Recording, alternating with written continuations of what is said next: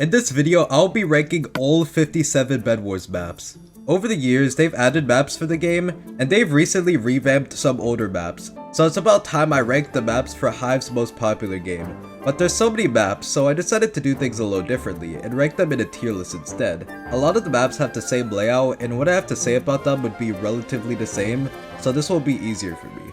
So let's start off with solos.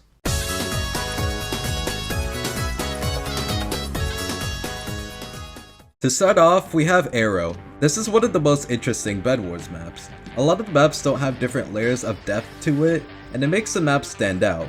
This map feels like a CubeCraft map, but in a good way. As for the map itself, this is one of the most chaotic Bedwars maps. You can rush the team next to you, or you can rush diagonally. Before I was skeptical on what to give this map. This map was too easy to rush diagonally, but the Bedwars revamp got rid of these rocks and spaced out these islands, which is why I think this is the first S tier map.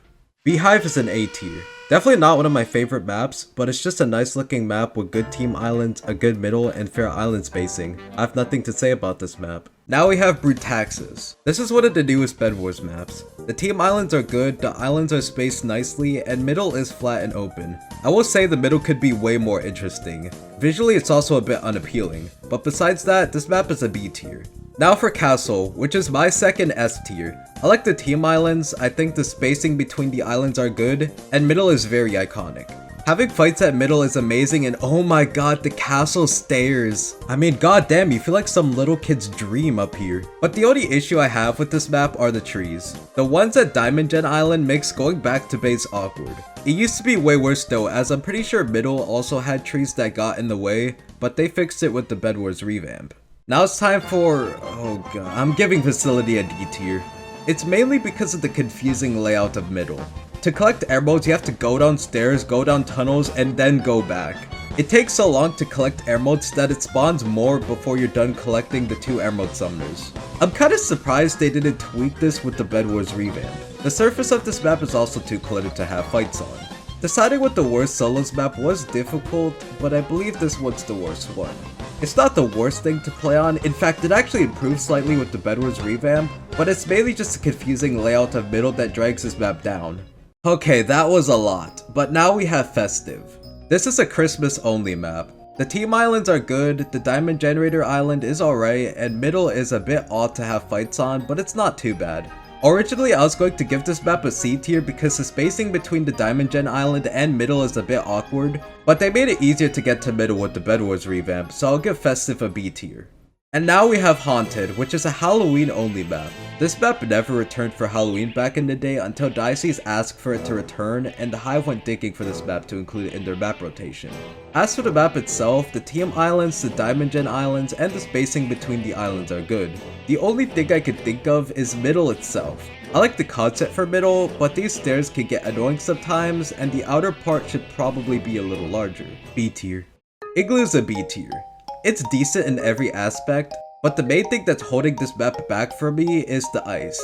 It makes a lot of the fights you have on this map really weird. Now we have Library, which is an S tier. The team islands, the Diamond Gen islands, and the spacing between the islands are good, and the middle is open, good to have fights, and just looks awesome. This is my favorite Bedwars solos map. Now we have Lighthouse. I don't like how dark the map is, how far the spacing is between the islands, and how strangely large the rest of the map is. I do like the overall layout of this map though. It's a pretty neat layout, and I do tend to side rush on this map. Overall, I think Lighthouse is a C tier. Now for Mushroom. It's a fantastic map because of the size and the ability to side rush on it. Everything else, including the team islands and the middle, is good. This is the most universally accepted solos map, but I do think Library is slightly better, but it's still one of my favorites. S tier. Neighborhood is a C tier. The spacing of the islands are a little weird, rushing is a bit awkward, and middle is slightly confusing, but it's not as bad as Facility though. Overall, not a bad map to play on, I'm just not a fan of playing on this map. Now we have Oceanic. This map is dark, has some weird jumps, but the islands are good enough, the spacing is too, and this map is so pretty.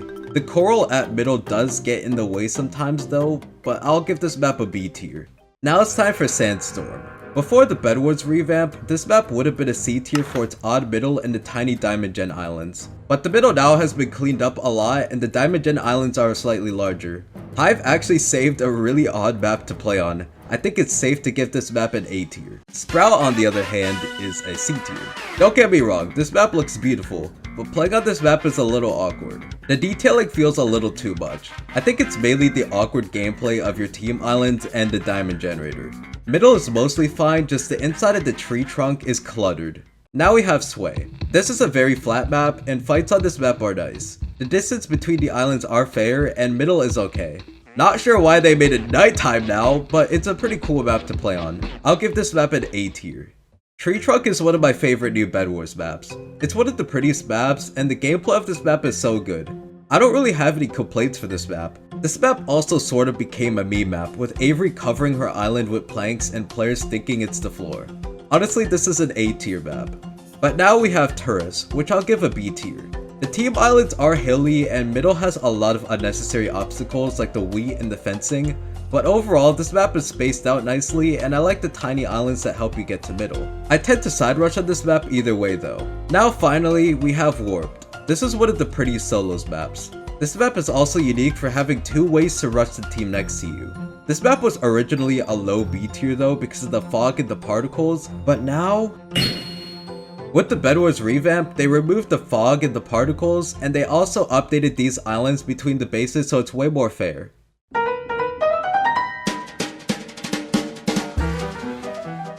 Now on to duos. Personally, the duos maps are my favorite. Most of them are fun playing on, and the new maps are a great addition. Except there's one major exception, which I'll get to that in a second. For now though, Ablaze gets B tier. This map looks nice, the team islands are good, and middle is okay.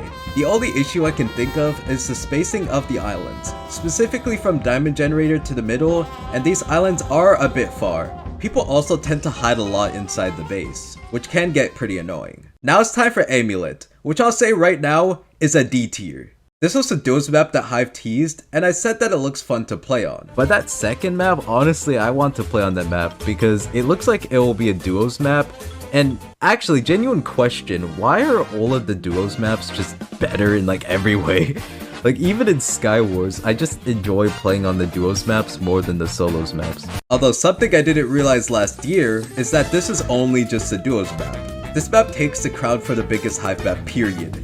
This map is so big that the enemies based and middle are barely in render distance. Everything is super far apart, and I don't like that. It takes 32 wool just to make it to the diamond generator. This map is very slow paced. The only thing I could say about this map is it looked nice to play on, and it's still a fun map to play later on in the game when your generators are fully maxed out. But because of how painfully slow paced this map is, I think it's safe to give this map a D tier. Wow, that was a lot, but moving on to Atlantic, this map is an S tier. I love playing on this map. The team islands are good, the diamond generator islands are too, the spacing is fair, and middle is so good for having fights and collecting emeralds. Now it's time for Belfry. Okay, I don't care what anyone says, this map is so fun to play on. The only real criticism I could give this map is that there's no indication where each team island color is at middle. I'm giving Belfry an A tier. This map may be a little confusing to newer players, but once you get the hang of it, it's so good. Cityscape is S tier. Overall, this is the best duos map. It looks great, your team island, diamond gen island, and middle are good. I also like how the diamond gen island was made. Now these next few maps are decent, but there's not too much to say about them.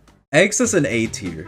This is what inspired Fairy Gardens to be made. Enigma is a B tier. It's like Ablaze, but nether themed and also slightly better. Fairy Gardens is an A tier. This map is slightly better than Eggs because overall I think it's a more interesting map. I like what they did with middle. And finally, Fairy Tale Forest is an A tier. This map is like Fairy Gardens but has a slightly weirder middle. Next, we have Farmhouse. It's another one of those really big maps. It's not nearly as bad as Amulet. It's not the worst thing ever, so I'll give it a C tier. Gates is a very unique map. The team islands have a complete diagonal setting, and the distance from the team islands and the diamond gen islands are good too. The middle is also nice to have fights on. I don't like this map's dark color palette, and some parts of this map are a little bit awkward, so I'll give it an A tier. Mithril is an S tier. The team islands are nice, the diamond gen islands are too, and middle is so good for having fights and collecting emeralds. This is my second favorite duos map. Now we have North Pole. This is one of the Christmas only maps, and it's a B tier. Overall, it's a fine map. I have nothing to say about it besides maybe middle feels a little claustrophobic, like some of the things may get in the way. Like these candy canes, these fences, these bushes, these snow piles. But other than that, it's just a little fun map to play whenever Christmas comes around. Next we have Oasis. The spacing between the islands are good, the team islands are good, and the Diamond Gen islands are good too. But I'm not the biggest fan of Middle. Overall though, a pretty solid map. Oasis gets an A tier. Orangewood is a B tier. This might be the most aesthetically pleasing map on the Hive. From the orangey autumn theme to the behemoth that is Middle, this map looks so good, but maneuvering and collecting emeralds from Middle is a bit awkward. But the team islands and the Diamond Gen islands are alright. This map sort of reminds me of the next map, Present Factory, which I'll also give a B tier. This is a Christmas only map, but has one of the coolest visual designs for a map. Also, the emerald generator spots are a bit unfair in a way. Now it's time for Resurrected. This is a Halloween only map, and it's one of the more classic Hive maps. The actual gameplay on this map though is not very good. Let's start off with your team island. The shop and the generator are the furthest distance away from each other. Bridging to the Diamond Gen island or to the enemy base is horrible. Middle, in a way, is also cluttered and dark. Overall, I'll give Resurrected a D tier. Amulet is still a worse duos map, but this one is a part of the bottom. Now on the complete opposite though, Stranded is an amazing map. The team islands are the highlight for me. It's really solid. Middle is pretty good too. The only problem I have with this map is this weird part that sticks out from the side of the Diamond Generator island that's sometimes annoying. Besides that, I still think this is an S tier. Vineyard is a B tier. Good team island, Diamond Gen island, and Middle. But I actually want to talk about Middle a little bit. I'm fine with the emerald generator placements, it's just that the one in the farm and the one inside the home are a little awkward to get to. And finally, Whirlwood is a C tier. This map is another massive one, but I'm glad to say that this one was mostly done right. It's better than Farmhouse and Amulet. The gameplay on this map isn't that slow paced, and I usually have fun playing on this map. Middle does feel a little too big, but it's alright. This map is also a bit weird when it comes to what your enemy team is. It seems like you're supposed to rush the team diagonal of you because that's where the Diamond Generator Island is, but you can also rush the team to the side of you straight. So there is a chance that you'll be rushed while you're trying to fight the other team.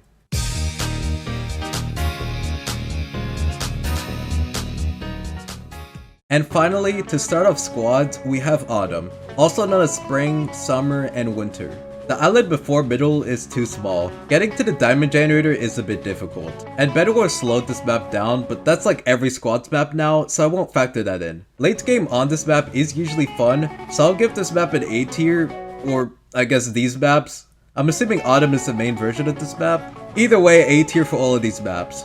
Now it's time for Cobalt.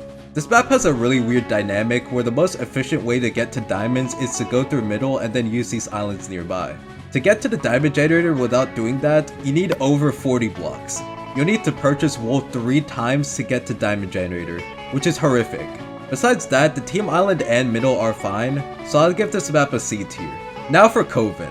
This map is a Halloween only map, and this map was my favorite Halloween map in comparison to the solos and duos maps, but I can only give this map a B tier. It's dark, and bridging to the Diamond Generator is really awkward. Cyberspace is an amazing map, but the islands are a little small, however they're long enough to not feel too dangerous. This map is also a nighttime map done right. I think it's safe to give Cyberspace an S tier. Gingerbread is a B tier. It's an alright map. The islands between Diamond Generator and Middle are too small, and the fences at the team island can get annoying. Middle is also quite cramped, being a donut-like shape. Now it's time for Grove. This map is an easy map to rush through Middle, but it's also weird, like why is it so hard to get to the Diamond Generators? You can rush a team through Middle at the start of the game, but you'll need to buy 2 sets of wool to get to the Diamond Generator. This isn't really dragging down the score, but it's a weird thing. The slabs can get annoying fast though. This is usually a pretty fun map to play on though, so I'll give it an A tier. Hanging Gardens is an S tier. I love this map. The team islands are good, the island spacing is good, and Middle is perfect. Middle alone looks so nice. I have no complaints. Late game on this map is so fun. Now we have O2. This map is based off of Singapore's Gardens by the Bay. I like this map. The bottom of the map can lag on some devices, and the team islands are a bit odd, I'm not gonna lie, but in terms of everything else like the middle and the spacing between the islands, it's pretty good. I'll give this map an A tier. Pirates is an S tier. I love everything about this map. The team islands, the Diamond Gen islands, and especially the middle. This map is like old Sandstorm with the bridges at middle done right. Now Prisma is a B tier. This map has good island spacing and Middle is pretty good. Aside from the team islands, which I don't like the summoner placements, it's a pretty good map. It's just not as good as the maps in A tier. Now we have Quantum. Oh god. This is my least favorite squads map. It's confusing on where to go. The diamond generators are really far, it's dark, there's a ton of gaps, and going to middle or diamond generator is so awkward. There isn't a clear path to bridge to middle at all. Quantum is a D tier. Rome is an A tier. This is a classic map. Everything is good about this map except for the holes in the team island. I mean, everyone has fallen in them at least once. Solid map. Now for ruins. The team islands are good and middle is nice and flat. There's nothing really wrong with this map, it's just sort of uninteresting, and this map has far island spacing. But besides that, I'm going to give this map an A tier. In my opinion, this map is equal to Rome. Serrano is an interesting map. This is one of the newest maps, and it's really fun to play on. The team islands are good, the middle is good, and the island spacing is great. I also weirdly like the upstairs part of the island. At the same time though, if someone blocks you off, getting to them can be quite annoying. There's also an island inconsistency, which although it's only one window blocked off, you can use it to easily destroy the bed. Overall though, I think this map deserves an A tier. Now we have Summer Coast. This map has an interesting dynamic where each team island is at the corners, making you fight your enemy across from you and then the winners advance through the middle or to the side. Overall, I'll give this map an A tier. Temple is an S tier. The team islands are good, diamond generator is good, and middle is good. This map also looks really nice too. I have no complaints. Tesla Labs is a B tier. This map is usually fun late game, but early game this map sucks. Like most of the squad maps, getting to diamond generator is tough, and middle is rather cluttered. And finally, the last map of this whole video, we have Tropical. Ah yes, the golden map that has been plagiarized by these guys. Okay, this is like the third time I made that joke on this channel. But anyways, this is the map all of the sweats vote for. And it's because it's the best map for grinding.